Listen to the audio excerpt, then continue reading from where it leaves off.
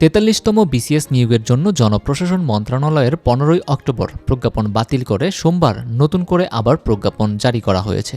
এতে বিভিন্ন ক্যাডারে বাদ পড়েছেন মোট ১৬৮ জন প্রার্থী। প্রথমবার ৪৩তম বিসিএস গ্যাজেটে নাম প্রকাশিত হওয়ার পর হঠাৎ করে নতুন প্রজ্ঞাপনে বাদ পড়া নিয়ে ক্ষোভ প্রকাশ করেছেন চাকরি প্রার্থীরা। দীর্ঘ পরিশ্রমের পর সফলতা পাওয়ার পথে এক বড় প্রতিবন্ধকতার সম্মুখীন হয়েছেন তারা। ঠিক কোন অপরাধে সদ্য প্রকাশিত গ্যাজেট থেকে বাদ পড়েছেন তাও জানেন না চাকরি প্রার্থীরা। সামাজিক যোগাযোগ মাধ্যম ফেসবুকে পোস্ট করে নিজের হতাশা ও ক্ষোভ প্রকাশ করেছেন নতুন গ্যাজেট থেকে বাদ পড়া চাকরি প্রার্থী কাঞ্জিলাল রায় জীবন। এক ফেসবুক পোস্টে তিনি জানান, গত ১৫ই অক্টোবর প্রকাশিত ৪৩তম বিসিএস গ্যাজেটে তার নাম ছিল, তবে ৩০ ডিসেম্বর প্রকাশিত গ্যাজেটে তার নাম নেই। পোস্টে তিনি লিখেছেন, কেন গ্যাজেটে আমার নাম নেই? কেন কোনো ধরনের ফৌজদারি অপরাধে ন্যূনতম সংশ্লিষ্ট না থাকা সত্ত্বেও আমি বৈষম্যের শিকার হলাম? কেন কোনো ধরনের সক্রিয় রাজনীতিতে যুক্ত না থাকার পরেও আমাকে প্রজাতন্ত্রের সেবা করার সুযোগ থেকে বঞ্চিত করা হলো? তা আমার জানা নেই, তবে আমার জানার খুবই ইচ্ছা। তিনি আরও উল্লেখ করলেন, আমি শুধু জানি আমি সততার সঙ্গে পরিশ্রম করেছি। আমি শুধু জানি আমি কারো সুপারিশ, কোনো অনৈতিক সুবিধা নিয়ে বিসিএস ক্যাডার হইনি।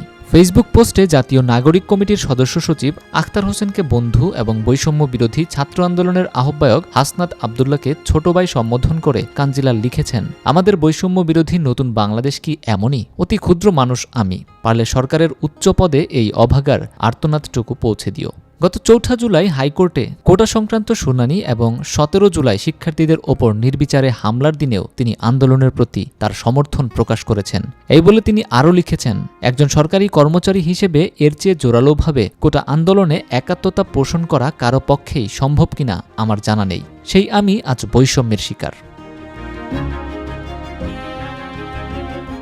সোমবার প্রকাশিত জনপ্রশাসন মন্ত্রণালয়ের প্রজ্ঞাপনে বলা হয়েছে, বাংলাদেশ সরকারি কর্ম কমিশনের সুপারিশপ্রাপ্ত ১,৮৯৬ জন প্রার্থীকে বাংলাদেশ সিভিল সার্ভিসের বিভিন্ন ক্যাডারের প্রবেশের নিয়োগ দেওয়া হলো।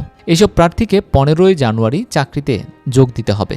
এর আগে গত ১৫ই অক্টোবর ৪৩তম বিসিএস নিয়োগের প্রজ্ঞাপন প্রকাশ করে জনপ্রশাসন মন্ত্রণালয়। এই প্রজ্ঞাপনে ২০৬৪ জনকে নিয়োগ দেওয়া হয়েছিল।